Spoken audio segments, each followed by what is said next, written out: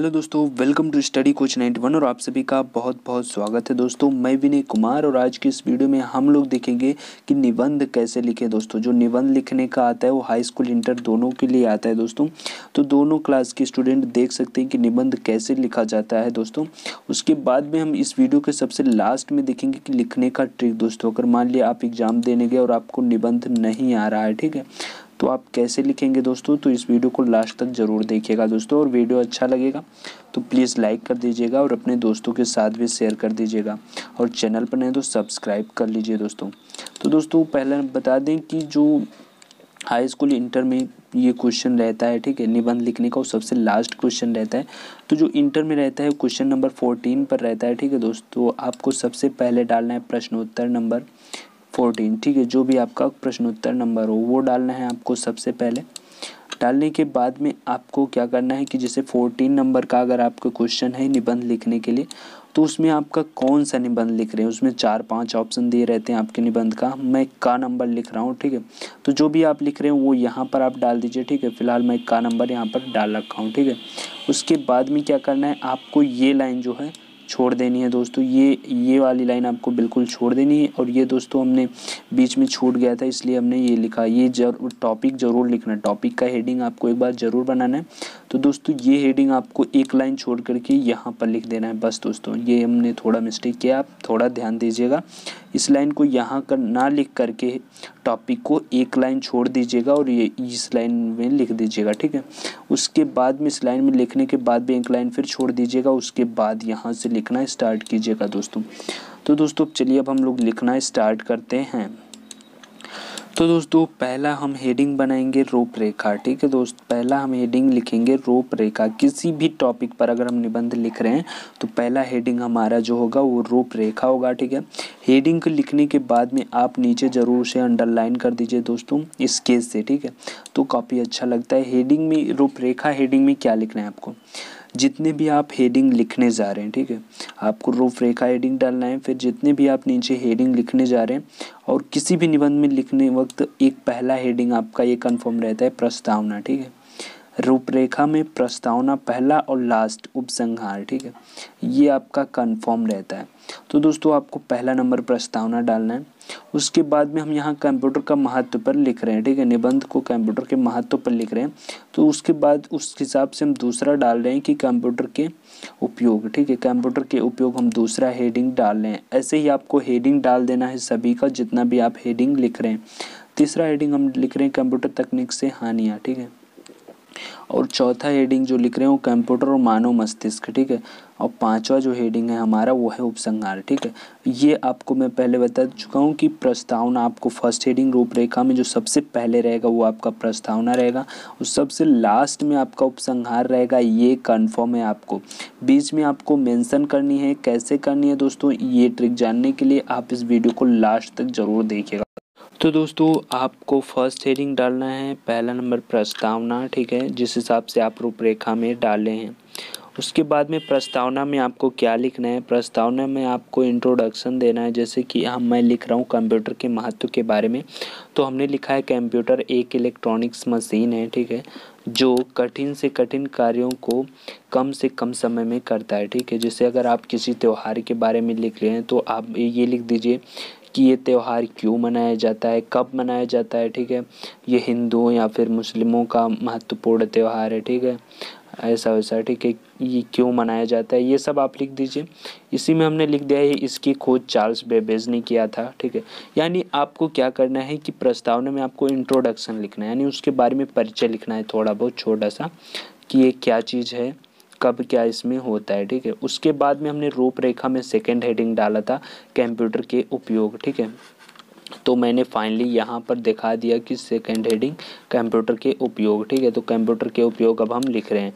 तो आजकल कंप्यूटर के विभिन्न क्षेत्रों में कंप्यूटर का उपयोग हो रहा है दोस्तों। अगर जैसा कि आप में सब हेडिंग्स बन रहे हैं, ठीक है, कोई ऐसा टॉपिक है जिसमें आपको सब हेडिंग्स बनना है तो आपको सब हेडिंग्स ज़रूर बनानी है दोस्तों। जैसे कि यहाँ पर दिखा है कि कंप्यूटर के उपयोग जो हैं वो आजकल विभिन्न क्षेत्रों में हो रहे हैं, जैसे बैंकों में हो रहे हैं और प्रकाशन के क्षेत्र में हो रहे हैं और दोस्तों बहुत से क्षेत्र में हो रहे हैं, ठीक है, व्यापार वगैरह के क्षेत्र में। तो दोस्तों आपको भी ऐसे हेडिंग डाल के लिखना है, ठीक है।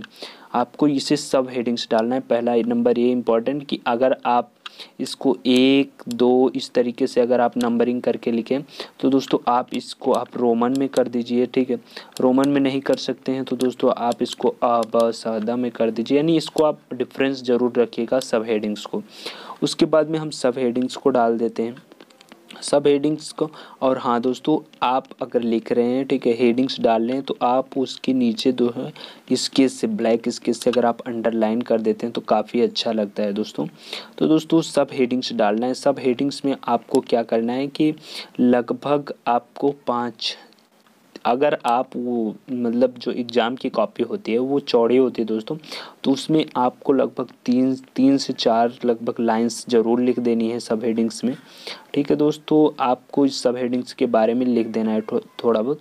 तो सन 1971 में माइक्रो प्रोसेसर का आविष्कार हुआ था, ये हमने लिखा है, ठीक है। इस आविष्कार ने कंप्यूटर को छोटा, सस्ता और कई गुना शक्तिशाली बना दिया है, ठीक है। ये प्रकाशन के क्षेत्र में इसका उपयोग हो गया कंप्यूटर का, ठीक है। ऐसे आपका बैंकों में जो है उपयोग होता है, तो बैंकों में हमने लिख दिया 3-4 लाइन का, ठीक है। तो सेकेंड हेडिंग फिर डालना है आपको इस तरीके से। अगर आप मेन हेडिंग 1 2 अगर आप इस तरीके से डाले हैं तो सेकेंड हेडिंग आपको मतलब रोमन्स में ये डाल देना है, ठीक है। मतलब कि उसमें इससे डिफरेंस रखना है आपको। उसके बाद में मैं सेकंड हेडिंग रोमन में डाल करके बैंकों में इसका उपयोग लिख दिया हूँ, ठीक है। बैंकों में अगर आप चाहते तो यहाँ पर एक लाइन आप छोड़ सकते हैं, ठीक है, अपने आवश्यकता अनुसार। नहीं छोड़ेंगे तब भी कोई दिक्कत नहीं, और हाँ इसको आप अंडरलाइन कर देंगे तो काफ़ी बेटर होगा और इम्प्रेशन पड़ेगा कि जो आपकी कॉपी चेक करेंगे टीचर उनके ऊपर, जिससे आपका नंबर कटेगा तो नहीं, ठीक है दोस्त। अगर आप इस तरीके से लिखेंगे तो नहीं कटेगा, ठीक है, जैसा मैं बोल रहा हूँ। उसके बाद में आपको इसमें भी वही सेम कंडीशन 3 से 4 लाइन आप एग्जाम वाले कॉपी में अच्छे से लिख दीजिएगा। और हाँ कट पिट मत कीजिएगा कहीं दोस्तों, नहीं तो कट पिट करेंगे तो काफ़ी दिक्कत हो सकती है। हाँ दोस्तों, कहीं अगर गलत हो जाए तो आपको सिंपल ऐसे एक बार आपको ऐसे सीधे पेन चला देना है, ठीक है। उसके बाद में वहाँ पर ज़्यादा कट पिट वगैरह वगैरह नहीं करना है दोस्तों। उसके बाद में और हाँ एक इम्पॉर्टेंट चीज़ की, अगर आपको कुछ मोस्टली इम्पॉर्टेंट लिख रहे हैं तो दोस्तों आप जैसे यहाँ पर हमने एक ब्लैक पेन से डाल दिया, ठीक है, जो कि खोज किए हैं चार्ल्स बेबेज कंप्यूटर का, तो हमने उसको ब्लैक पेन से डाल दिया। आप उसे ब्लैक पेन से कर दीजिए प्रस्तावना में, ठीक है दोस्तों, काफ़ी बेटर रहेगा दोस्तों। उसके बाद में हम नेक्स्ट हेडिंग, जैसे इसमें से जो आप सब हेडिंग्स डाल रहे हैं, ठीक है, जो हमारी टॉपिक है कंप्यूटर के महत्व में, ठीक है, इसमें जो सब हेडिंग्स है वो बहुत प्रकार के हैं, ठीक है। मैं यानी कि अगर देखा जाए तो 10-12 कम से कम सब हेडिंग्स बना सकते हैं। तो दोस्तों हम 10-12 सब हेडिंग्स नहीं लिखेंगे क्योंकि एग्ज़ाम में हमारे पास टाइम जो होता है वो बहुत कम होता है। तो दोस्तों आपको कम से कम 3 हेडिंग्स लिख देनी है, ठीक है। अगर हो सके तो दोस्तों 5 हेडिंग्स कर दीजिए तो काफ़ी अच्छा है दोस्तों। तो हमने 3 हेडिंग्स डाल दिया है। उसके बाद में हमने तीसरा हेडिंग डाला है सूचनाओं के आदान प्रदान में, ठीक है। सूचनाओं के आदान प्रदान में जो है कंप्यूटर का क्या किया जाता है, उपयोग किया जाता है, ठीक है। कंप्यूटर में कंप्यूटर की गतिविधियां वातानुकूल कक्षों तक सीमित ही थी, किंतु अब एक कंप्यूटर के हज़ारों किलोमीटर दूर के दूसरे कंप्यूटर के साथ बातचीत कर सकते हैं दोस्तों। और हाँ दोस्तों एक इम्पॉर्टेंट चीज़ और कि ये जो आप निबंध वगैरह लिखेंगे दोस्तों, जो भी आप किसी भी एग्ज़ाम में या किसी भी पेपर में दोस्तों, तो आप उसको अपने लैंग्वेज में लिखिए, ना कि आप बुक के लैंग्वेज में लिखेंगे। बुक के लैंग्वेज में अगर आप लिखेंगे तो दोस्तों अच्छा नहीं रहेगा। आप अपने लैंग्वेज में लिखेंगे तो एक भी नंबर आपका नहीं काटा जाएगा दोस्तों, अगर सही है तो, ठीक है दोस्त। कंटेंट सही रखिए, अपने लैंग्वेज में लिखिए दोस्तों। ये वाला हमने देखिए 5-6 लाइन्स में लगभग लिख दिया है। तो दोस्तों आपको कम से कम 3 लाइन्स में वहाँ लिखना है हर एक सब हेडिंग्स, ठीक है। और जो मेन हेडिंग आपकी जो कि आपने रूपरेखा में डाला है मेन हेडिंग्स, उस हेडिंग्स को आपको लगभग से लगभग अगर आप एग्ज़ाम में लिख रहे हैं तो आपको 6 लाइन के करीब में लिख देना है, 5 से 6 लाइन में, ठीक है, कम से कम दोस्तों। अब दोस्तों अब तीसरा मेरा मेन हेडिंग्स क्या है कि कंप्यूटर तकनीक से हानियाँ, ठीक है। अब कंप्यूटर तकनीक से हानियाँ हमने तीसरा मेन हेडिंग्स डाल दिया है, जो कि यहाँ पर एक लाइन गैप करके डाल दिया, ठीक है। और हम बार बार बता रहे हैं कि आप इसे ब्लैक स्केच से अंडरलाइन कर दीजिए, काफ़ी अच्छा लगेगा दोस्तों। तो दोस्तों इसमें हमने लिखा है जो भी कंप्यूटर से हानियाँ होती हैं, ठीक है। तो कंप्यूटर से हानियाँ अगर आप ऐसे लिखते हैं तो भी कोई दिक्कत नहीं है दोस्तों। आप अगर नंबरिंग करके लिख दीजिए तो और बेटर होगा दोस्तों। तो नंबरिंग करके भी आप लिख सकते हैं। तो दोस्तों नंबरिंग करके आप लिख दीजिए, कम से कम 5 हानियाँ तो लिखिए ही नंबरिंग करके दोस्तों। और उसके बाद में अगर आप ऐसे लिख रहे हैं तब भी आप 5 हानियाँ लिखें, ठीक है।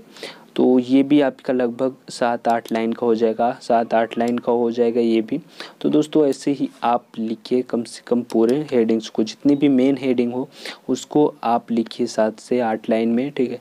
और जो सब हेडिंग्स हैं उस सब हेडिंग्स को आपको 3 से 4 लाइन्स में एग्जाम में लिखना है दोस्तों। अगर टोटल बात करें तो टोटल आपको कम से कम दोस्तों एग्ज़ाम में टोटल कम से कम 2.5 पेज तो आपको लिखने ही है निबंध में। और मैं आपको सजेस्ट करूंगा कि जब आप निबंध लिखें वो सबसे लास्ट में लिखें दोस्तों। आप पहले पूरी जो पेपर है उसको आप कंप्लीट कर लीजिए, उसके बाद में निबंध को लिखिए दोस्तों। इसीलिए शायद निबंध जो है लास्ट में सबसे दिया जाता है, ठीक है, ताकि आपके पास जितना टाइम बचे उसी हिसाब से आप लिखें, ठीक है। कंप्यूटर और मानव मस्तिष्क जो कि हमारे रूपरेखा में चौथा हेडिंग था, ठीक है, हमने यहाँ पर एक लाइन गैप दिया, फिर उसके बाद में इसको हमने लिखा, फिर लगभग 10 लाइन के करीब होगा जो कि हमने इसके बारे में लिखा दोस्तों। और हाँ दोस्तों, आपको मेन हेडिंग्स आप बढ़ा सकते हैं तो बढ़ा दीजिए, कम से कम मैं बता दूं कि आपको 2.5 पेज तो लिखना ही है एग्ज़ाम में, ठीक है। इस निबंध को अगर आप पूरी नंबर लेना चाहते हो तो 2.5 पेज आप लिखिए। अगर हो सके, अगर आपके पास टाइम बचे तो आप और बढ़ा सकते हैं, 2.5 से 3 या 3.5 कर दीजिए, बस उससे ज़्यादा नहीं दोस्तों। अब दोस्तों कंप्यूटर और मानव मस्तिष्क में जो भी आपके समझ में है, जो आपके हेडिंग्स में हो, ठीक है। फिलहाल मैं कंप्यूटर से रिलेटेड लिख रहा हूँ, ठीक है, कंप्यूटर के महत्व के बारे में। तो दोस्तों अगर आप देखें क्या क्या लिखे हैं तो कंप्यूटर के संदर्भ में ढेर सारी भ्रांतियाँ जनसामान्य के मस्तिष्क में छाई हुई हैं, ठीक है।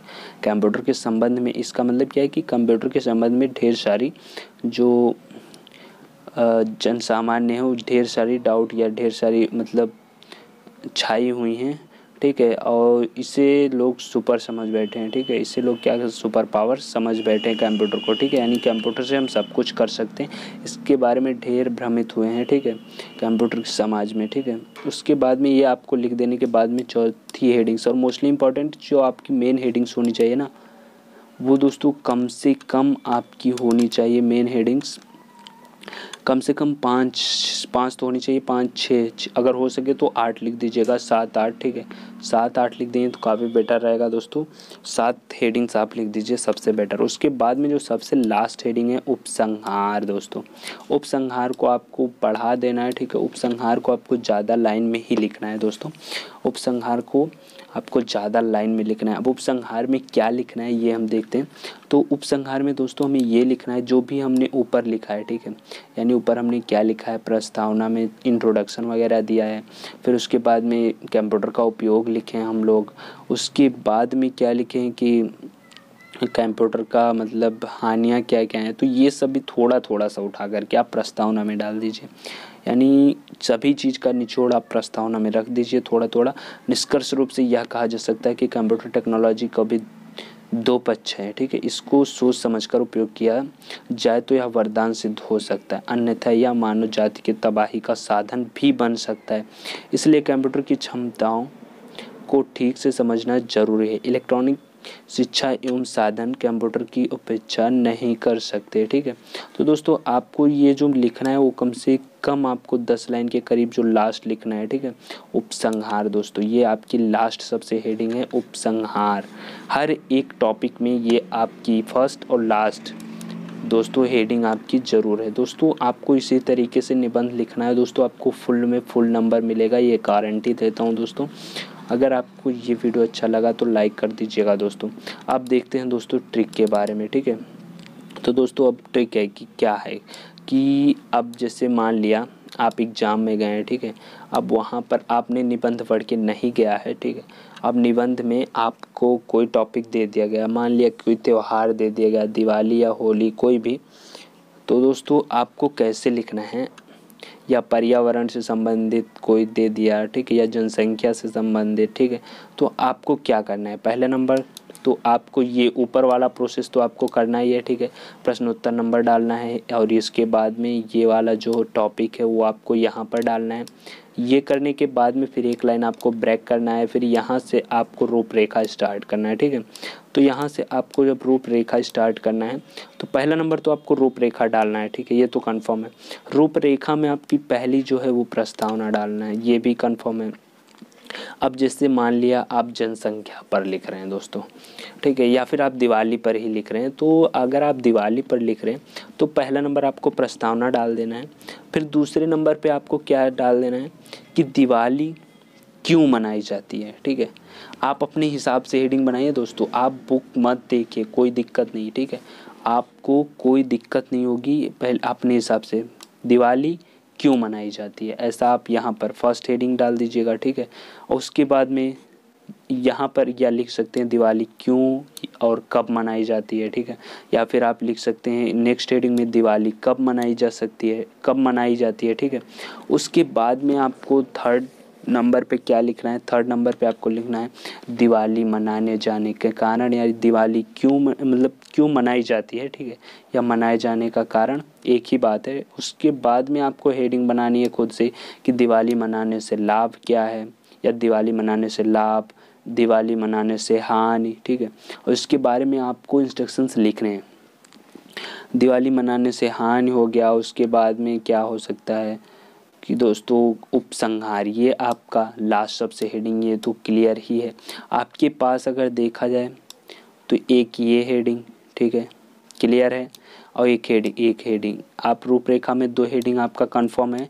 उसके बाद में आपका ये सेकंड वाला भी हेडिंग कंफर्म है, जो भी दिया अगर जनसंख्या, तो दोस्तों आप इंट्रोडक्शन ये भी दे सकते हैं कि जनसंख्या क्या है, ठीक है, जनसंख्या वृद्धि क्या है, आप इसके बारे में भी लिख सकते हैं, ठीक है। तो आपका ये भी हेडिंग क्लियर है, ठीक है।